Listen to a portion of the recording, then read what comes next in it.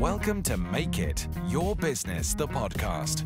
Get the advice you need to grow your business by getting guidance from industry experts and interviews with successful small business owners. Don't forget to rate, review, and subscribe.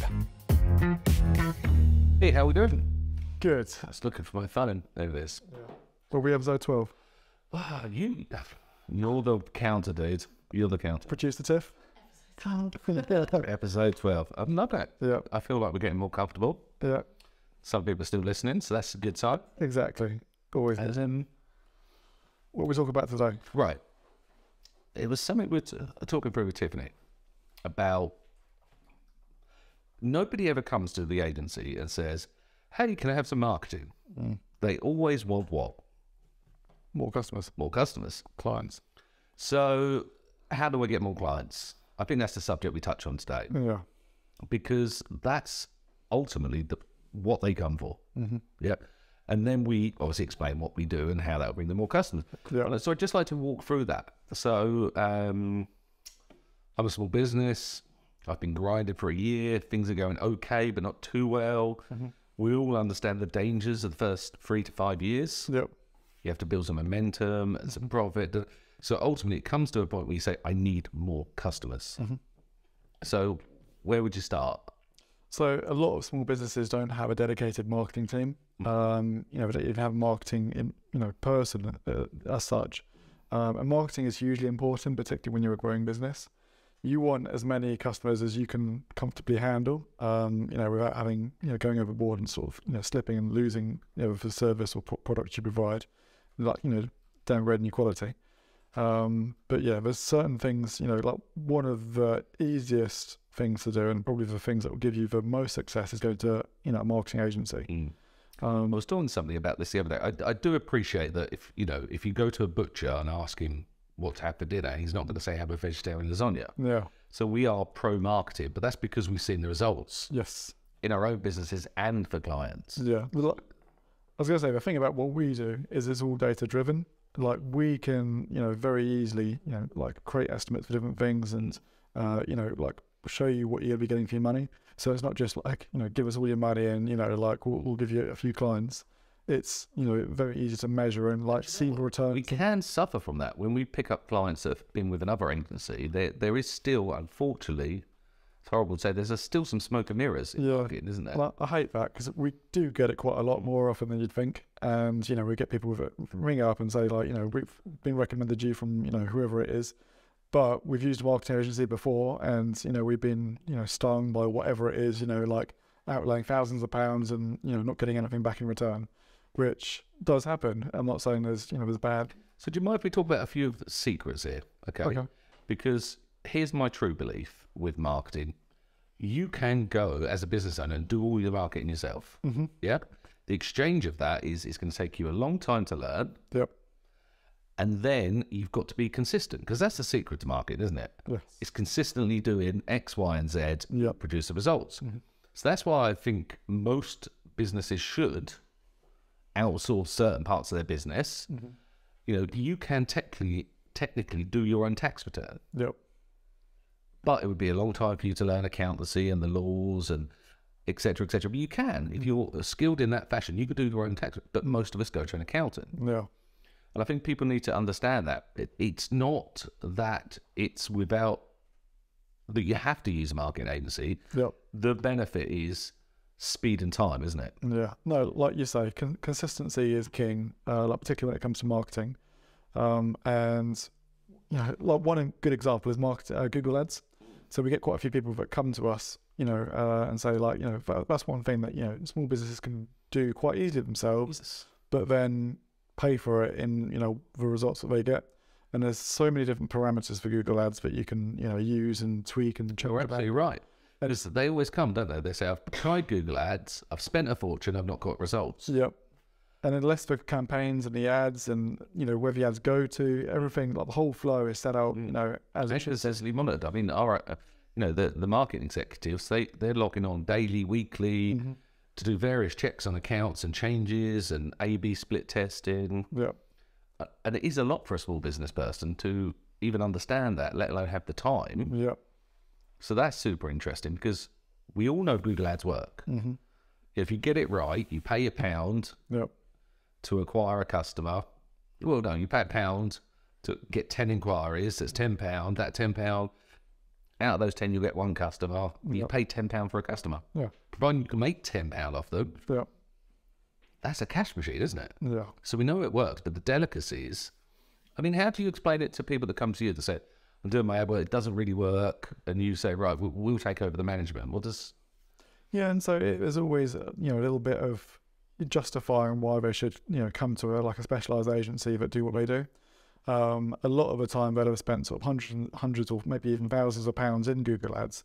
And I'd be probably in the same boat as them. If you'd done that and you tried that avenue before and you go to someone and they say, oh, you should be doing Google Ads, and you've tried it already, you think, why should I be doing that and paying more money into it? But the key is how everything is set up, because it's very easy to waste a lot of money very quickly by doing it the wrong way. And it's not the more money you put into it, the more you get out. It's, you've got to spend a little proportion of your money to a marketing agency to get everything optimized. Like someone who's, specializes in what you do and, getting clients or customers.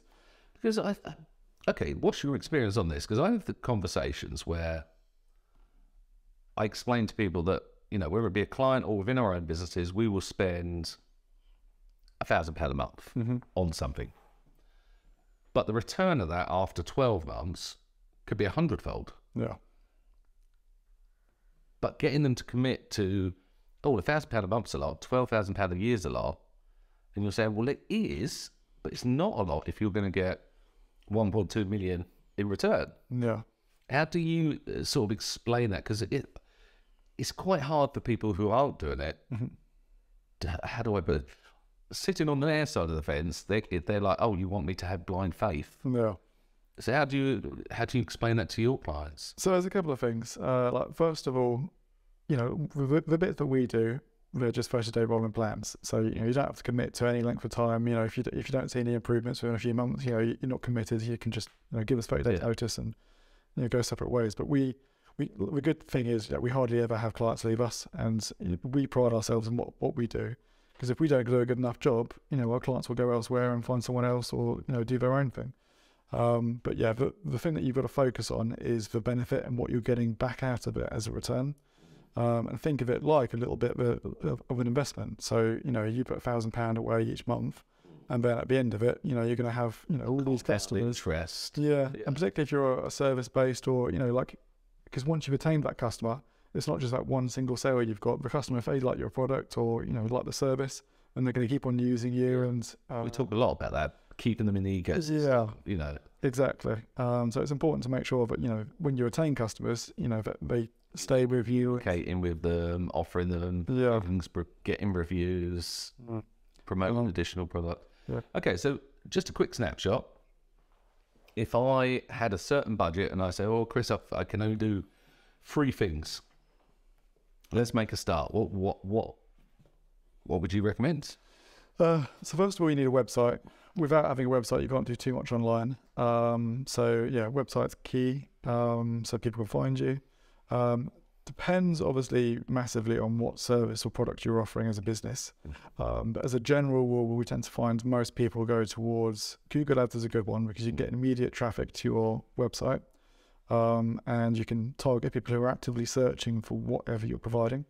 So in layman's terms, people are typing in, I want whatever product I need a plumber. Yep. You're a plumber. You say to Google, I'll give you £1 every time you show them my advert.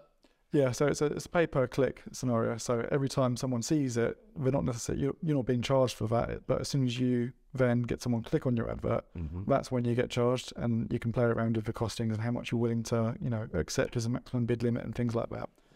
It gets quite complex, but yeah, it does work and it brings in traffic. Okay, so I've got my website. I've said, cool, Chris, let's put some pay-per-click on. Yep, and then the other thing is SEO. Okay. So what's SEO? So SEO is search engine. I obviously know what SEO is, but I'm trying to, but for other people. Sorry. So SEO stands for search engine optimization, and in layman's terms, it's making sure your website ranks as high up in Google as possible. Bearing in mind, you've got your Google Ads right at the top, so you can't get higher than that because that's Google's prime spotlight spot for charging people to be there. But yeah, past the ads, you want to be as close to the top as possible. Ideally, you want to be on the first page, right at the top. So that, because you do get some people that scroll just past the ads because they know that they're sponsored, and they look for, what the highest is organically. And if you're there, you're going to see a lot of traffic which you're not actually paying for because it's not pay per click. So you don't pay for that. Exactly. So bringing that up. I mean, look, I understand that there was that case study we did where 50% of their traffic now comes from SEO in 12, 18 months-ish, can't remember the number. Well, that's wildly powerful, isn't it? Because ultimately, that's half your ad spend gone. Yep. You're still acquiring clients. Yes. Yeah. So, again, you've explained what SEO is, as in what's its name. Can you give us a few little secrets? What does that actually mean? So in a nutshell, there's two sides of it. So you've got everything that's on page, which is things that are done on your website to help Google. So when Google does trawl and index your website, it knows and picks up for relevant keywords. And so you're behaving yourselves, you're following the rules. Yeah, so there's a lot of stuff that you can do on page. One of them's speed. There's lots of different metrics that Google looks at, but we keep a close eye on Google's algorithm to make sure, like we're following everything, and doing basically as much as we can to help your website rank as high as possible. But then there's also a lot of off-page bits that you can do. I'll say you can do, but we do it for you if you come with us. But that's a lot of content creation and creating backlinks on different sites. So creating authority so Google understands that this website is useful. Exactly, yeah. So if you've got a link from BBC, to example, BBC have done an article on your website and done a link that goes through to your website, then Google will see that and think, this BBC obviously a very powerful domain, and they've got a lot of presence in Google's eyes. So if you've got a link on their website, then Google would regard your website a little bit higher. And there's a small business owner listening to this. I mean, okay, if you're tech savvy, as we've explained, you can technically go and learn this yourself. Yeah, it only takes a few short years. But no, it is possible. Yeah. But what's the benefit? Because again, we all pay for services to get our time back. Yeah. So how quickly would I expect to see a rate on return with an agency like yourselves? Well, we say as a general rule, it obviously depends on the size of the business. I know, yeah. Makeups and... Yeah, as a general rule, we'd probably say 6 to 12 months to start seeing results. Obviously, the longer you stick with SEO, the more benefits you'll see, because it is very much a compound thing. It's little and often, and because we do bits each month for the clients. But so with 6 to 12 months, you expect half your traffic to come from your organic. In the meantime, you've got your pay-per-click. Exactly. And that gives you a consistent upward trend of clients inquiring for your services. Yeah, and then in 6 to 12 months, obviously you gain more traffic, hopefully from SEO, and then which point you could then start to either bring the spend down for Google Ads and start paying less for your marketing services. Or keep it on if you want to grow. Exactly. Yeah. Oh, that's amazing. No, good example. Yeah. Okay, so last takeaway for me, because we open this with people want more clients. And we're advocates of marketing, purely because we know it works. If you do your digital marketing in the correct order and consistently, you will appear to people who want your product or service. Yep. Is there anything else that people need to understand about marketing? Yeah, I would say, obviously we have spoke about it, but consistency. A lot of small business owners I've seen that will obviously be, want more clients. So we'll go and actively, try and do some marketing to try and get some more customers, and then it will obviously work. Yep. It'll get busier, but then they'll stop because they're busier. And that's when things start to tank and take a nosedive. And then all of a sudden, the phone stops ringing and they need more customers. So at which point they'll again get back into marketing, and then they've got to build up what they've already lost. It's interesting because I see it not only in marketing, but in sales as well, on the sales cycle in different businesses. Because as you say, there's this upward trend of being busy. Yep. Then they get so busy servicing their clients they've obtained, so they stop taking the action. So then the sales drop. Yeah. Then they get to the bottom. They go, oh no, we best do some more sales and marketing. Then it comes up, and actually employing somebody like yourselves, you end up with a much. It's never going to be like that, is it? But it's a flatter curve. Smoother, flatter curve. That's the right way of saying it. Yeah. So you end up with a situation where the waves, the highs and lows of being too busy, not being busy enough, are smoothed. And we all know as business owners, stress levels, cash flow, profit, that's what we want, isn't it? Yeah. And so, yeah, the more consistent you can make it, obviously the inquiry levels will keep on trickling through, and you want to be like, at a peak, sort of like, just off peak, but busy. So you can sort of keep those inquiries coming through. And, then if you are super busy and you've got too many inquiries, you can just turn the marketing down a little bit. The beauty of what we do, obviously, in particular on the Google Ads side, is it's very fluid. So you can, chop and change it quite easily. So if you are getting too many inquiries coming through, I do remember that client the other day that emailed and said, can we pause it a couple of months because we're too busy? Yeah. Which is wonderful for us. It means we're doing things right. So, no, it's super interesting. No, thanks, Chris. I just wanted to explain that, go through it, because there is still this missing link for small businesses that they somehow believe the sales materialize from nowhere. And I think marketing is going to become more and more prevalent over the next few years. People start to understand you need marketing as much as you need accountant. I was going to say office space, but that's changed. It has the other side. But yet, for certain fundamental bits you need in business, I do believe market is one of them, where they were trained in. So, it's a little bit, well, if people found that helpful, we'll see you next time. Thank you.